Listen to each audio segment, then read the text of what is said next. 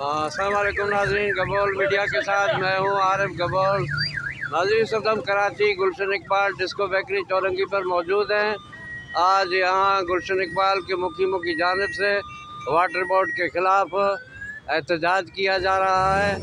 हमारे साथ रहिए, आइए देखते हैं।